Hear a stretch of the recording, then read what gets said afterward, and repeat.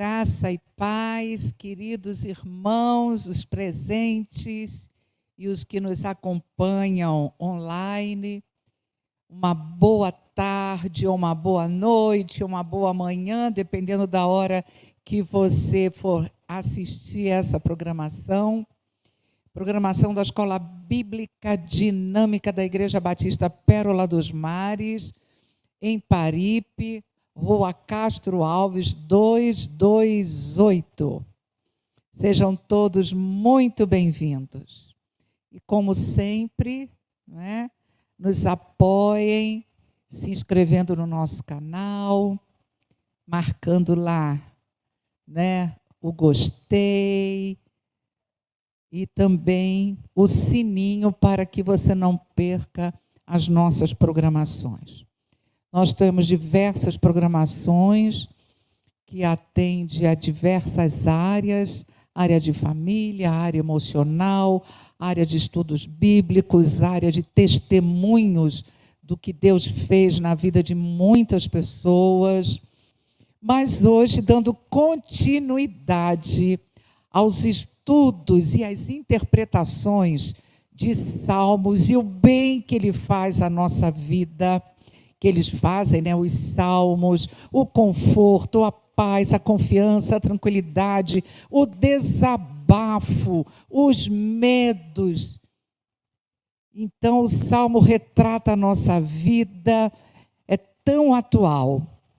E para esta tarde nós temos o professor, doutor Guilherme Hubner, psicanalista, estudante da Palavra de Deus, e ele vai trazer para nós sobre salmos, orações, terapia. Olha, eu convido você a anotar tudo. Você que nos assiste em casa, anote tudo, para que você depois possa rever e estudar novamente. Então, nós vamos ter um momento agora, a palavra com o pastor Arno, e em seguida passar para o nosso professor, para nós ganharmos tempo. Vocês que estão presentes aqui e os de fora, fiquem atentos. Então, palavra pastor Arno. Com muito prazer que nós estamos dando continuidade a esse trabalho. Essa é uma das formas de trabalhar da Igreja Batista Pérola, e que certamente tem trazido resultados positivos para todos que têm acompanhado esse trabalho. Salmos eram, na sua grande maioria, foram produzidos para serem cantados nas celebrações, nas reuniões festivas do povo de Israel no passado. É claro que havia salmos para outras ocasiões também, mas a grande maioria deles eram salmos que eram também cantados nas suas celebrações. Então, em se tratando disso, naturalmente, Guilherme tem tudo para ser um excelente expositor dessa matéria, vez que a sua formação, digamos assim, básica mesmo, é na área da música.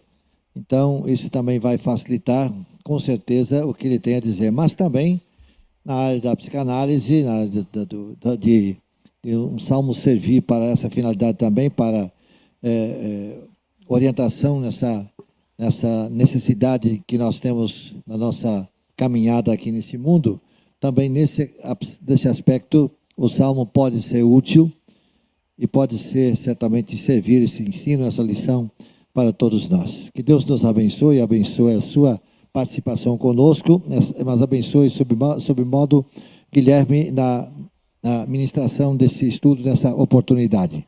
Vamos pedir a orientação de Deus em oração nesse momento e assim passamos a palavra ao querido professor.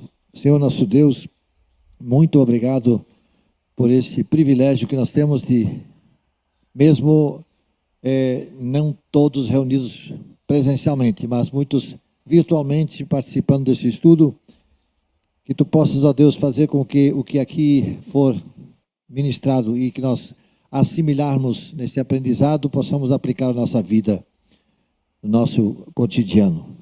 Ajuda-nos, ó Deus, a compreender. Toma o Teu servo Guilherme nas Tuas mãos, ó Deus. Que Tu possas falar por seu intermédio aquilo que Tu queres nos transmitir nessa oportunidade. Oramos assim agradecidos em nome de Jesus. Amém.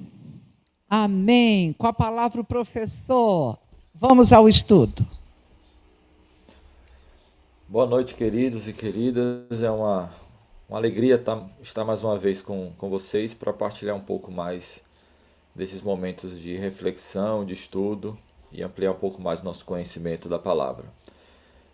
Nós vamos falar um pouco sobre Salmos e o tema que eu escolhi, uma forma de um recorte dentro da abordagem, é os Salmos, as orações e a terapia divina. Existe uma íntima relação entre essas três afirmações, né? Os salmos, as orações e a terapia. E na apresentação, progressivamente, a gente vai identificando onde é que isso se encaixa. O que é que os salmos e as orações têm relação com o outro e como é que Deus usa isso terapeuticamente. Por isso que vem a terapia divina nesse contexto. Então nós vamos dar mais uma introdução, que o tema já foi muito bem introduzido nas semanas anteriores, a respeito dos salmos, apenas para contextualizar. Que dos 150 salmos que nós temos na Bíblia, 73 são atribuídos ao rei Davi, 12 a Asaf, que era um músico contratado por Davi, 12 da família de Coré, que eram levitas do templo de Davi, 2 a Salomão e 1 aos maestros Enã e Etã. Mas os salmos são músicas ou são orações?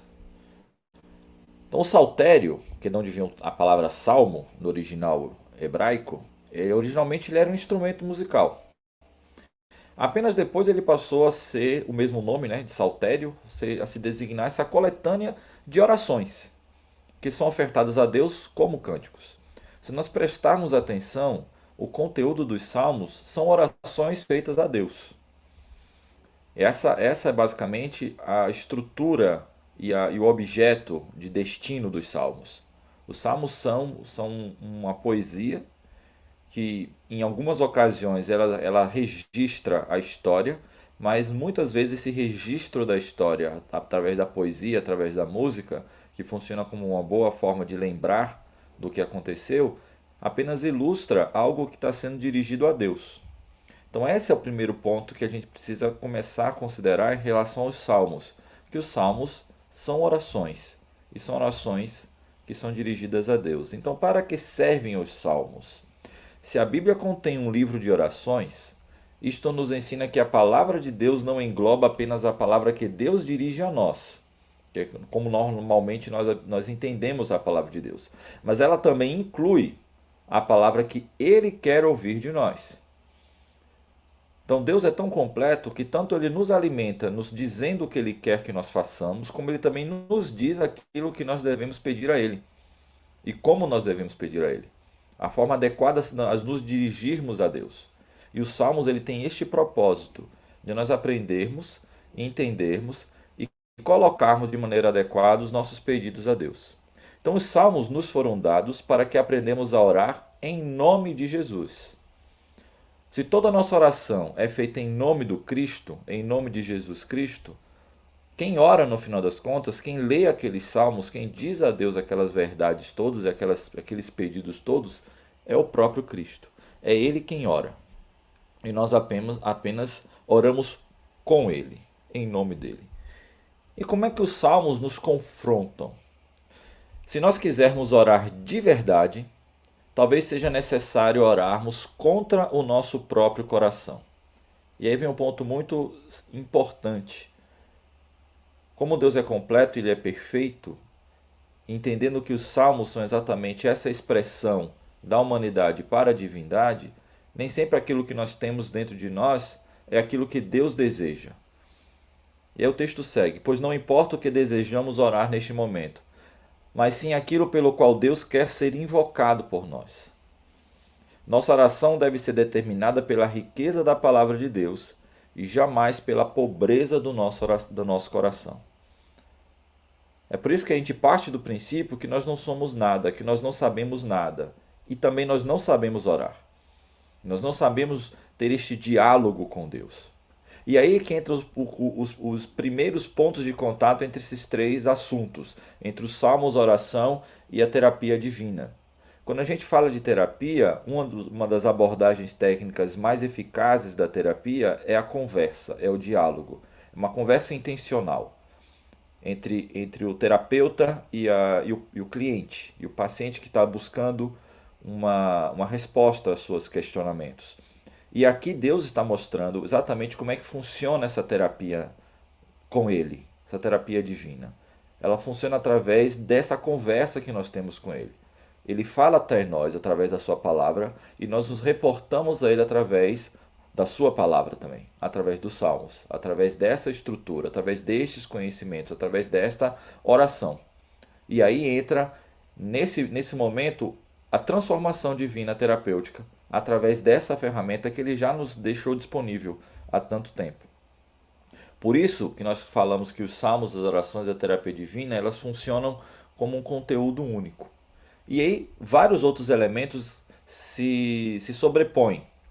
Por exemplo, o frequente Selá, que em algumas versões mais antigas está escrito entre chaves no texto dos salmos da Bíblia escrita. Em outros locais aparece como uma pausa, escrito como pausa, porque é um termo que não foi traduzido, né? Foi transliterado, Selá. Então o frequente Selá no meio de um salmo parece indicar uma intercalação musical, como se fosse um interlúdio. O Selá indica que devemos parar quietos e meditar aplicadamente nas palavras do salmo. Então, enquanto nós usamos os salmos para a nossa inspiração, nós devemos também utilizar essa metodologia. Nós devemos também dar uma pausa, também devemos parar para refletir sobre o que aquele salmo está dizendo. Elas requerem uma alma serena e aquietada, que compreenda e abrace o que o Espírito Santo manifesta e coloca diante dela. Nossa postura de ligação com Deus através do seu Espírito é que vai nos proporcionar esse entendimento, esta iluminação de mente. Que a sua própria palavra nos ilumine e nos coloque exatamente frente a frente com essa necessidade que muitas vezes está oculta a nós mesmos. Muitas vezes nós não temos essa percepção tão aprofundada sobre a própria natureza, porque nem sempre temos consciência do que passa no nosso meio. Mas isso tudo já vem do próprio Deus. O nosso Deus já viveu todo esse sofrimento através da sua encarnação em Jesus Cristo. E é isso que nós não devemos nos esquecer. Então, ao orarem os salmos, muitos cristãos sinceros são surpreendidos pelo frequente pedido por vida e felicidade. Muitos salmos têm esse conteúdo. Tem conteúdo sobre o pedido que nós tenhamos cada vez mais vida e sejamos cada vez mais felizes. Que Deus nos proporcione essa resposta, essa necessidade que vem com frequência nos salmos. Isso mostra um alinhamento também do ponto de vista terapêutico, que boa parte da finalidade terapêutica é exatamente proporcionar à pessoa esta qualidade de vida, esta conclusão no final do processo, se livrar das coisas que lhe incomodam, que lhe atrapalham, para que ela possa ter vida e ter felicidade. Mesmo que essa felicidade ainda seja entendida de maneira subjetiva pelo indivíduo, mas ela é muito explícita e clara como Deus quer isto para os seus. Então a prece pelo pão de cada dia abrange toda a área das necessidades da vida terrena. Assim a prece por vida, por saúde e por sinais visíveis da benignidade de Deus pertence necessariamente à oração dirigida a Deus, que Ele é o Criador e o mantenedor desta vida. Então as nossas orações a Deus, que basicamente toda oração é um pedido, nós temos um diálogo com Deus, mas em essência a oração é um pedido. Nós estamos normalmente, na grande maioria, fazendo solicitações e pedidos a Deus. Ela busca essa meta, ela busca resolver essas necessidades da vida terrena. Que seja pelo pão imediato de cada dia, que seja por questões mais superiores, menos tangíveis, que não são exatamente mensuráveis e quantificáveis. Mas Deus, na sua bondade, Ele quer atender a tudo isso. Deus quer que nós tenhamos vida. Por isso que essa oração precisa ser dirigida àquele que pode resolver essas questões, que pode fazer isso tudo. Afinal, Ele é o Criador. Ele é quem nos mantém e que nos mantém a vida. Deus deseja que aqueles que o temem passem bem. Esse é um ponto básico que nós devemos buscar entender progressivamente. Deus não quer que as pessoas que estão ligadas a Ele, que o reconhecem como Pai, que passem por dificuldade. Ele reconhece a realidade, reconhece a dificuldade da realidade, mas seu desejo é que nós estejamos em um estado de bem-estar, tenhamos uma vida abundante. independente das circunstâncias. E é isso que ele deseja. Então o saltério ele nos ensina amplamente a chegarmos de maneira adequada a Deus em vista dos múltiplos sofrimentos que o mundo nos traz. Se é Deus quem pode resolver essas questões que estão no âmago da nossa essência, no âmago da nossa alma, e uma forma que nós podemos resolver isso é estarmos conectados, religados a esse Deus, a forma de nós nos achegarmos e solicitarmos as coisas que nós precisamos e que Deus quer nos dar de maneira mais adequada é através da sua própria palavra e através do que já está ali indicado e designado e descrito nos próprios salmos, através dessas orações que Deus já deixou lá estabelecida, para que nós possamos resolver essas situações. Por isso que nenhum indivíduo pode orar os salmos de lamentação, que é uma categoria de salmos, e nós vamos nos restringir a essa categoria por questões de tempo. Nós não vamos abordar todas as categorias de salmos, mas porque essa categoria ilustra muito bem essa dinâmica terapêutica. Então, salmos de lamentação, a gente não pode orar esses salmos de lamentação a partir da nossa própria experiência, do nosso próprio sofrimento. Porque isso seria uma forma extremamente narcisista e egoísta de lidar com a existência. Nós não nascemos, nós fomos criados para nós mesmos. Nós fomos criados por um propósito muito superior, que transcende a nossa essência particular, a nossa essência individual. Então a gente não pode considerar que a realidade só existe, o sofrimento só existe a partir de mim. O meu sofrimento é o maior sofrimento do mundo. Existe um sofrimento que é muito mais delicado e que a gente nunca experimentou. Então os salmos de lamentação eles reúnem o sofrimento de toda a comunidade e de todos os tempos, não apenas do que eu estou vivendo hoje. E esse sofrimento que ali está expresso, quem sofreu até o seu limite unicamente foi Jesus Cristo. Foi o único que pôde, de fato, falar o que está ali escrito na lamentação. Ele é o único que pôde chegar na cruz e poder declarar a Deus, Deus meu, por que me desamparaste? Mas ninguém tem autoridade de falar com a mesma autoridade que Jesus Cristo falou aquela oração, aquele salmo. Então os salmos existem, os salmos de lamentações existem para que nós entendamos que a nossa experiência de sofrimento, ela não é nossa, particular, não é meu sofrimento, a minha experiência, e sim a experiência de toda uma comunidade, de toda a humanidade, e nós repartirmos esse sofrimento do próprio Jesus Cristo, porque ele sofreu em nosso lugar, e nós sofremos com ele. E por isso que nós podemos orar com ele os salmos de lamentação. E aí existe uma questão que os salmos repetem, uma pergunta retórica que os salmos repetem constantemente. Se eu sou culpado, porque Deus não me perdoa? Se eu sou inocente, porque Deus não dá cabo do meu sofrimento e evidencia minha inocência diante dos meus inimigos? Aí nós temos aí as ilustrações do Salmo 38, do Salmo 79 e do Salmo 44, que constantemente eles vêm fazendo essas perguntas retóricas e o próprio Salmo responde. Então não existe uma resposta teórica para todas essas perguntas, nem mesmo no Novo Testamento. A única resposta a isso tudo é o próprio Jesus Cristo.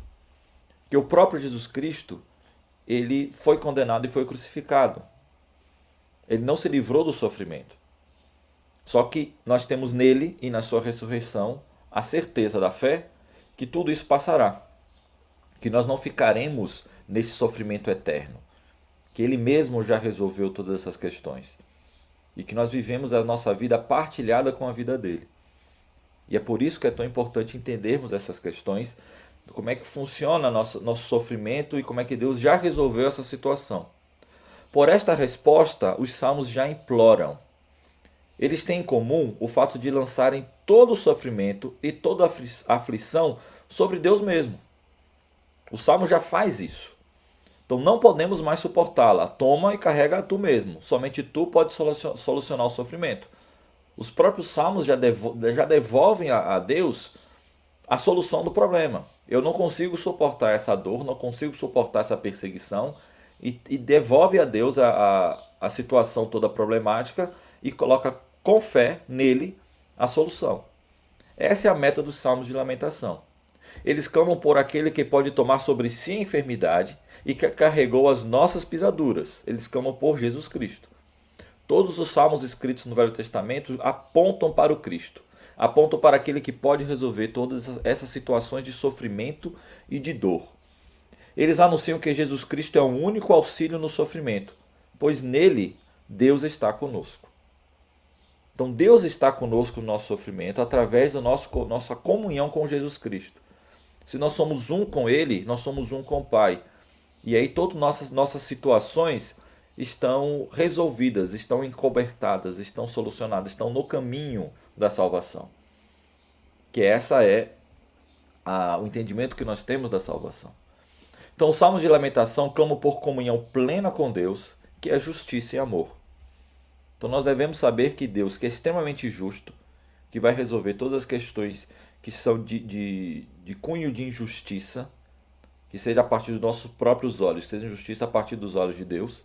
E Ele também é extremamente amoroso, que Ele vai resolver com o amor dEle, com as ações graciosas e amorosas dEle, todas as nossas reclamações, nossas queixas.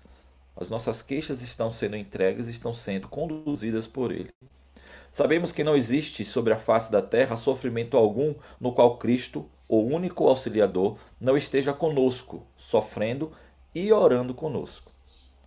Então, quando nós utilizamos e nos apropriamos dos Salmos como sendo o livro de orações de Jesus, é o livro que Jesus usa para orar, são os registros das orações de Jesus, e nós, em comunhão com Ele, oramos no nome dEle, oramos com Ele, que é só com Ele que alguns salmos podem ser orados, e não a partir da minha própria vida. Nós temos exatamente essa confirmação que estamos em comunhão plena com Deus. E que as nossas situações poderão ser, desta forma, direcionadas e solucionadas. Então, confiança em Deus sem Cristo é vazia e incerta. Nada mais é que uma forma de autoconfiança. É confiar no próprio braço. É saber que eu tenho dentro de mim tudo o que é necessário e toda a potência possível para poder enfrentar tudo. Essa confiança, ela precisa estar vinculada e agregada e amalgamada com o Cristo. Quem, no entanto, souber que em Cristo Deus mesmo penetrou em nosso sofrimento, porque o Deus encarnado em Cristo penetrou no nosso sofrimento humano, poderá dizer com grande confiança: Tu estás comigo, a tua vara e o teu cajado me consolam. Aí nós temos o Salmo 23, que é essa citação direta, os Salmos 37, 63, 73, 91 e 121. E diversos outros salmos que nós podemos usar como ilustração deste entendimento, de que o Cristo sofreu por ele ser homem. E ele, sendo homem, ele experimentou muito mais do que nós podemos imaginar de experimentar de sofrimento. E através desta experiência do Cristo e dessa resolução que Deus deu através da vida dele, nós, como humanidade, podemos também partilhar da salvação. Que ele foi o primeiro, ele é o primogênito, e nós todos somos co-herdeiros da graça, co-herdeiros dessa libertação, desse sofrimento. Orar não significa simplesmente derramar o coração, mas significa encontrar, com o coração saturado ou vazio, o caminho para junto de Deus. E falar com Ele. E a gente volta ao ponto da terapia. Então, no processo terapêutico, quando a gente tecnicamente aprende a lidar com a questão do diálogo, do discurso e dos dois discursos, do quem vem com o problema e do quem busca conduzir as possíveis caminhos para a solução, Deus está fazendo exatamente isso. Eu estou aqui para ouvir o que você vai falar. Eu estou aqui para dizer o que você precisa saber. E de uma maneira perfeita. Porque tanto o conteúdo que Deus quer que a gente saiba está expresso na sua palavra, tanto aquilo que Ele quer que nós digamos a Ele também está expresso na sua palavra. Disso, porém, homem algum ele é capaz de fazer sozinho. Para poder fazer, nós necessitamos de Jesus Cristo. É Ele que é o centro e o único caminho para todas estas questões. Todas essas questões que vão exatamente no cerne do nosso entendimento e do nosso ser. Então, se Jesus nos inserir na sua oração, se pudermos orar com Ele a sua oração, e se Ele nos levar em seu caminho para junto de Deus e nos ensinar a orar, então estaremos a salvo da angustiante incapacidade de orar. É justamente isto que Jesus Cristo quer fazer. Ele quer orar conosco. Somente em Jesus Cristo podemos orar e com Ele também seremos ouvidos. Então essa é a grande saída dessa dinâmica em que nós nos encontramos, desse entendimento de que Deus, em Jesus Cristo e através da sua palavra que chegou até nós, é tudo que nós precisamos para entendermos essas questões dos salmos da oração e dessa parte terapêutica que a divindade quer trazer para nós. Então, os salmos e orações da terapia divina, elas caminham como se fosse uma única unidade. Não são questões separadas. Nos cabe apenas nos apropriarmos desses elementos, desses conteúdos, entendermos das nossas limitações e da infinita bondade de Deus e continuarmos no caminho para a salvação e para a nossa libertação de nós mesmos. Nós entendemos que nós somos apenas servos e partes de um todo. Essa é a exposição que eu gostaria de compartilhar com vocês, razoavelmente breve por conta da simplicidade do conteúdo que nós já temos, mas da necessidade de um enfoque muito específico, muito pontual. Então estamos agora abertos para continuarmos nossos diálogos e alguma ponderação que alguém tenha, para algum tipo de explanação, algum tipo de destaque, de forma que as coisas fiquem mais acalmadas no coração de todo mundo. Que maravilha! Nossa! Eu tenho certeza que tem pessoas aqui que têm anotação e eu acho que no chat também. Guilherme, a primeira coisa que eu quero colocar é sobre esta palavra, selar, né? Aquietar, dar uma pausa, refletir, meditar. Gente, isso é muito bacana, porque às vezes a gente lê um salmo ou lê um texto da Bíblia e não tem essa parada. Quer dizer, o próprio salmo já fala sobre isso, de nós darmos essa parada, não é? E isso é terapêutico. Aí eu queria que você falasse um pouquinho sobre isso, sobre essa parada, né, de ler o salmo, orar o salmo, como você falou muito bem, são orações também, e dar essa parada. Pode falar um pouquinho mais sobre isso? Tem um aspecto nessa parada, nesse selar, nessa pausa, que nós deixamos de usar, mas que é tradição dos povos orientais. Que a palavra de Deus, ela reforça muitas vezes isso, que é a meditação. O tempo todo, inclusive no Novo Testamento, fala para nós meditarmos na palavra. O que é meditar na palavra? É nós encontrarmos um foco e gastarmos toda a nossa atenção naquele único foco, naquele único ponto. Isso é o princípio da meditação. E o oriental faz isso com muita naturalidade porque é da cultura dele. Na nossa cultura, isso ficou muito estigmatizado, como se fosse algo esotérico. Mas isso já vem prescrito na Bíblia. E esse selar, essa calma, esse aquietar-se, é esse espaço de tempo que a gente precisa para processar e analisar e elaborar sobre aquele conteúdo, antes de avançarmos. Nossa mente é muito agitada hoje em dia, nós temos muitos estímulos e às vezes esse foco fica muito difuso. Nossa capacidade de concentração e de absorção dos conteúdos, ela é naturalmente limitada e nem sempre a gente toma consciência dessa limitação e acha que conseguimos absorver por causa da quantidade de conteúdo que nós estamos expostos. Essa limitação ela existe, então é necessário que nós reconheçamos as nossas limitações e aproveitemos esses espaços e essas aquietações, essas pausas, para absorvermos de maneira adequada aquele conteúdo que está sendo exposto até aquele ponto, antes de avançarmos para um novo conteúdo, antes de avançarmos para uma nova questão, e não nos atropelarmos nesse diálogo terapêutico com Deus através dos salmos. Excelente. Isso aí me reporta uma outra situação. Nós temos o Anoitecendo com a Palavra, quero convidar também você que nos assiste, nós temos o Anoitecendo com a Palavra.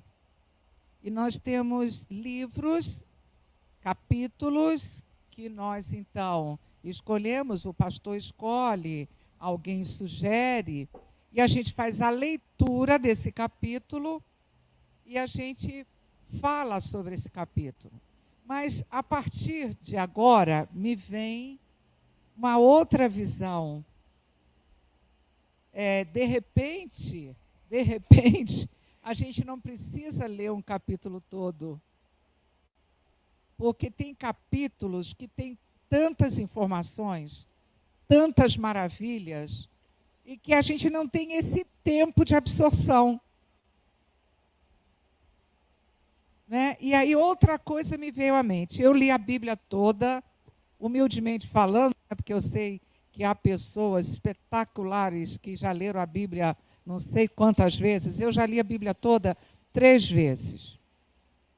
E agora eu fico pensando, né, que, bom, já cumpri minha missão. Li a Bíblia toda, de Gênesis a Apocalipse, 3 vezes. E eu estou pensando assim, que tal dar um tempo para esse aquietar?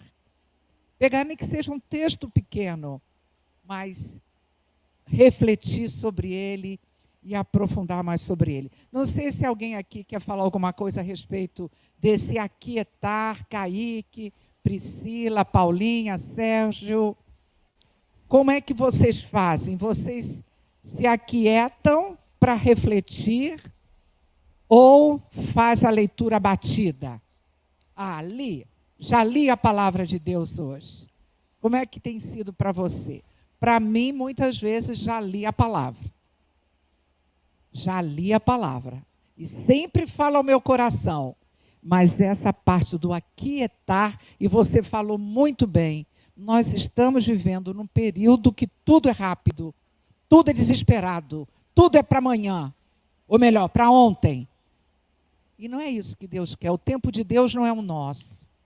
Tocou muito o meu coração. Alguém quer fazer alguma colocação sobre esse aquietar? Ou tem outra colocação? Kaique, você quer vir falar alguma coisa? Arno, Sérgio. Podem vir, pode vir. Isso me tocou muito, viu? Foi logo no início, me tocou muito esse aquietar. E você aí, que está no chat, pode colocar a sua indagação, pode fazer a sua pergunta, pode também dar um testemunho, tá? Fique à vontade. Arno. Eu creio que uma das técnicas de leitura, ainda que num primeiro momento seja uma leitura, eu diria assim, panorâmica, rápida, mas é preciso voltar ao texto e agora com perguntas. O que o texto está querendo dizer? O que eu tenho que fazer diante do que o texto está me dizendo? Né? Isso naturalmente... Então, esse tempo que nós vivemos, quando as coisas têm que ser rápidas, aí nos falta tempo para isso. Acaba tendo falta de tempo porque nós não temos esse tempo para dedicar para isso. E as coisas estão tão rápidas hoje em dia que eu fico impressionado. E quando alguém ouve uma mensagem de áudio, coloca no sistema, como é que chama aquele negócio? Acelerado. Velocidade. Tal é a necessidade de economia de tempo que nós estamos no dia de hoje. Eu não tenho mais tempo para ouvir uma mensagem no tom normal de voz, tem que ser no acelerado para acabar mais rapidinho. Essa é a nossa pressa de hoje. E diante disso, então, fazer a leitura bíblica dessa forma, a gente faz geralmente só a parte, uma leitura panorâmica, leitura rápida, e aí o aprendizado deixa a desejar, sem dúvida alguma. E outra coisa, Arno, a questão também de ler e meditar. Ler, o Senhor é o meu pastor, nada me faltará. Só nesse versículo. Meditar nisso, nessa verdade. Né? Meditar, que maravilha! Que maravilha! Então, esse meditar, depois, mais um passo. Muito bem, vamos nos aprofundar mais. Mas até o meditar no sentido de deixar essa palavra entrar no coração da gente, eu acho que também vai nos ensinar a ter mais saúde, menos velocidade nas ações, respirar. Eu acho que tem tudo isso nesse aquietar, você não acha? Eu creio que sim. O aquietar-se está difícil nos dias de hoje, mas a gente precisa ter essa consciência, né? Precisa ter esse tempo. E se nós não tivermos, temos aí uma mensagem de Marcos Antônio, vivemos um tempo da síndrome do pensamento acelerado. Precisamos de um tempo para meditar. Exatamente isso que estamos dizendo. Maravilha, Marcos. Maravilha, é isso. É isso aí. É isso aí. Essa falta de tempo que nós temos, porque não temos tempo nem para nós mesmos, muito menos para os outros, e muito menos para a palavra, que seria em termos para nós mesmos, mas temos que, de alguma forma, e hoje em dia nós temos o grande privilégio de termos acesso a essa palavra das mais diferentes formas. Então, ainda que você esteja até mesmo, sei lá, dirigindo o seu carro, você pode estar ouvindo a palavra, pode estar assimilando o que está sendo dito no áudio que você eventualmente esteja ouvindo. Mas o melhor de tudo mesmo é ter o seu tempinho, o seu cantinho, o seu local, digamos assim, de leitura, de reflexão, de estar quieto naquele local. Isso é a melhor coisa. A melhor forma de aprendizado mais aprofundado é esse. Maravilha. Quem mais? Priscila? Paulinha, tem alguma coisa? Pode vir também. Mostra o seu caderno para o professor. Aqui os alunos jogam duro. Graça e paz. Eu separei aqui, ele disse algumas coisas que me chamou a atenção. A primeira foi, o Senhor Jesus quer que sejamos felizes. E às vezes a gente está numa situação de que não vai ser Deus que vai tirar a gente dela, porque a gente pode sair, né? Eu costumo dizer que Deus faz aquilo que nós não podemos fazer. Então, às vezes, eu estou vivendo uma situação assim de duas pessoas da minha família num relacionamento abusivo. E a gente precisa dar o primeiro passo para poder sair disso. E é uma questão muito difícil, porque quando você tem aquela dependência sentimental, e é que ele disse assim, Deus deseja que aqueles que o temem passem bem. E às vezes a gente ouve em algumas igrejas, algumas pessoas dizendo que se você está passando por uma situação dessa, você está orando pouco pelo seu esposo, você deve estar em pecado, alguma coisa está errada, e não. Ele diz que Deus nos dá o livre-arbítrio, né? A gente faz as nossas escolhas e Deus só entra num coração que está disposto a recebê-lo, ele não invade o nosso coração. Então, às vezes você ora sim, mas a pessoa precisa estar disposta a receber Jesus no seu coração. E aqui ele disse que a gente tem que buscar estar perto de Deus para viver esse passar bem que ele fala. Então, como a gente pode estar perto de Deus? Buscando, orando, lendo a sua palavra. E algo também sobre a oração que me chamou a atenção, que eu até coloquei assim, nós não precisamos sentir para orar, devemos orar até sentir e ouvir Deus. Porque às vezes a gente tem esse pensamento, eu não estou sentindo de orar, não estou sentindo de buscar, Mas a gente não precisa sentir, a gente precisa ser racional também. O culto, ele deve ser racional. Nós temos que orar mesmo sem estar sentindo, ler a palavra mesmo sem estar sentindo e pedir a Deus só discernimento para entender o que Ele quer falar conosco através da palavra dele. Espera um pouquinho aí, Priscila. Guilherme, veja bem. Nós não precisamos esperar uma emoção para orar. Então, a gente deve orar. Uma questão racional. Mas tem outra coisa bacana, pegando esse viés, que você fala assim, você colocou. Mesmo que eu esteja passando por alguma coisa, nessa oração eu devolvo para Deus. É isso? Eu devolvo para Deus. E quando eu devolvo para Deus, eu divido com Ele e a minha carga fica mais leve. É mais ou menos por aí? Sim, nesse entendimento de que quanto mais distante, acho que a melhor observação é a seguinte: quanto mais distante eu estiver do meu próprio egoísmo, de olhar para mim mesmo e colocar o mais distante de mim, isso tudo, mais eu vou estar atingindo o propósito que Deus quer para a humanidade como um todo. Deus não criou nós como seres individualistas, narcisistas, egoístas, vivendo apenas para o nosso próprio prazer. E os nossos sofrimentos não são apenas nossos. São sofrimentos de todo mundo, da humanidade como um todo e do próprio Cristo. Quando eu passo a entender isso como princípio, eu entrego para Deus e coloco isso também como representante da própria humanidade que sofre. O meu sofrimento que eu estou sentindo agora, eu não sou o único que sofre isso.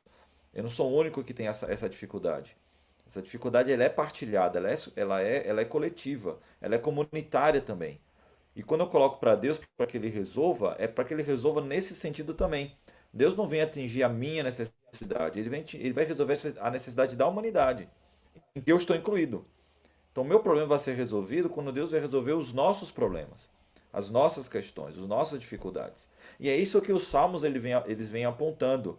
Porque se a gente se identifica com vários deles e outros não, isso quer dizer que tem sofrimentos que existem e que eu não sei que existem, porque não são meus. E aí eu desprezo por causa disso, eu ignoro o sofrimento do meu próximo, então esse é o seu problema, não é o meu.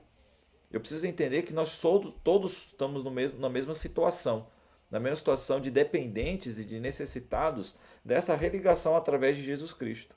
Ele que é o nosso ponto, nosso eixo, onde todos se encontram, onde todo o sofrimento se encontra e onde todo o sofrimento é resolvido. É nesse sentido que a gente tem que entender. E aí sim, Deus vem a esse encontro. Porque eu venho nesse entendimento, nessa elaboração. E aí a minha carga afetiva, do meu sofrimento particular, ele passa a ser diluído. Ele não deixa de existir. O sofrimento continua existindo. Mas o meu entendimento sobre esse, o meu desgaste sobre ele se dilui. Até para encontrar as saídas que Ele já me deu e eu não tenho consciência. Como foi dito aí. Tem coisas que eu devo fazer, que não é Deus que vai me dizer, porque Ele já me mostrou. Ele já me deu a capacidade de resolver essas questões. Ele já deu inteligência à humanidade. Estamos aí com a medicina para resolver vários problemas de saúde. Deus não vai resolver um braço quebrado. Porque já existe, dado pelo próprio Deus, a inteligência de resolver um braço quebrado. Então é nessa perspectiva que a gente precisa entender essa relação. E também a gente precisa ser menos egoísta na hora de estar passando por algum problema, alguma situação, quando a gente leva aquilo como aprendizado e quando a gente leva o que aconteceu com a nossa vida de uma forma que a gente possa ajudar o outro também, a gente consegue levar isso melhor, né? A gente consegue, através da nossa experiência, falar e ser exemplo, ou às vezes alguém está passando pela mesma situação e a gente pode ajudar essa pessoa a melhorar. Perfeitamente. Lê ali para mim, Priscila. Elias Souza Bolfin. Às vezes, esse tempo desperdiçado com a internet, assunto referente à mensagem de domingo passado. Perfeitamente, perfeitamente. Ele colocou relacionado à meditação, né? A meditar. Lê para mim, por favor. Débora Matos. Minha aluna. Um abraço, Débora. Investir tempo para meditação na palavra é libertador. Seria muito importante criar grupos em nosso meio para ensinar técnicas de meditação. Maravilha. Débora, no nosso canal tem como estudar a Bíblia. Legal, gostei. Jesus sempre se afasta da multidão para meditar. Perfeitamente, nós estamos precisando disso, né? Como o Marcos falou, o pensamento acelerado, a gente não descansa, as crianças não estão dormindo bem. Precisamos, como Igreja de Cristo, vir na contramão. Não podemos ir nessa onda. É difícil, mas a gente juntos, né? Como igreja, como corpo de Cristo, nós podemos apregoar um viver diferenciado. Nós queremos agradecer ao professor Guilherme, maravilha. E vamos precisar mais de vocês, com certeza, em outras oportunidades. Mas saiba que a sua palavra será reestudada em outros grupos. Aquietar, devolver para Deus as nossas aflições, orar segundo a vontade de Deus. Outra coisa que ele colocou, não orar pelos nossos sentimentos egoístas. Isso é muito forte, né? Tem que sempre a gente dar a oportunidade da gente se enxergar ao conversarmos com Deus. Então, foi maravilhoso. Muito obrigada. Que Deus te abençoe grandemente. E que tenham um domingo muito feliz, o resto do domingo. Ok, eu quero chamar Fernando aqui. Vem cá, Fernando. Vem orar aqui, agradecendo a Deus pela vida do Guilherme e mandando um abraço aí para o teu cunhado, que é sempre bom. Obrigada, Priscila. Tudo bem, Guilherme? Deus abençoe sua vida, querido. Vamos orar então e ter este tempo. Pai amado, muito obrigado, Pai, pela lição de hoje.